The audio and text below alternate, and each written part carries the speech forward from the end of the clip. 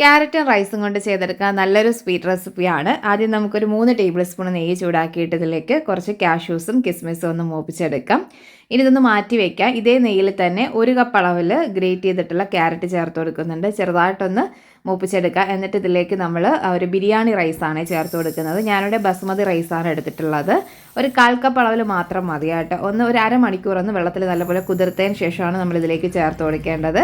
എന്നിട്ട് വീണ്ടും ഈ റൈസും കൂടി ചേർത്തിട്ട് നമ്മൾ ഒന്നുകൂടി ഒന്ന് മൂപ്പിച്ചെടുക്കുന്നുണ്ട്. എന്നിട്ട് ഇതിലേക്ക് പാലൊഴിച്ചിട്ടാണ് വേവിച്ചെടുക്കുന്നത്. ഒരു 3 കപ്പ് അളവിൽ പാൽ, 3/4 ലിറ്റർ പാലിലേക്ക് 1 കപ്പ് അളവിൽ വെള്ളം കൂടി ഒഴിച്ചിട്ട് ഒന്ന് തിളപ്പിച്ചൊന്ന് കുറുക്കി തിക്കാക്കി എടുക്കാം.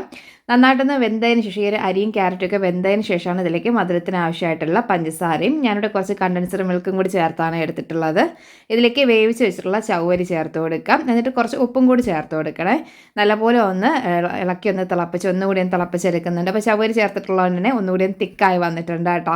ഇനി നമ്മൾ നേരത്തെ ആ ഒരു ഫ്ലെയിം ഓഫ് ചെയ്തിട്ട് നമ്മൾ നേരത്തെ എടുത്ത് വെച്ചിട്ടുള്ള ആ ഒരു വറുത്ത ആ ഒരു കാഷ്യൂസും കിസ്മിസും ഒക്കെ ചേർത്ത് കൊടുക്കാം. എന്നിട്ടത് മിക്സ് ചെയ്തെടുത്താൽ മതി. അപ്പോൾ ഞാനിവിടെ കുറച്ച് തിക്കായിട്ടാണ് ചെയ്തെടുത്തിട്ടുള്ളത്. കൺസിസ്റ്റൻസി നമ്മുടെ ഇഷ്ടം പോലെ ചെയ്തെടുത്താൽ മതി കേട്ടോ. ഒന്നുകൂടി ലൂസായിട്ട് വേണമെങ്കിൽ കുറച്ചും കൂടി പാലൊഴിച്ചും തിളപ്പിച്ചെടുത്താൽ മതി. അടിപൊളി ടേസ്റ്റാണ്. എന്ന് ട്രൈ ആക്കി നോക്കണേ.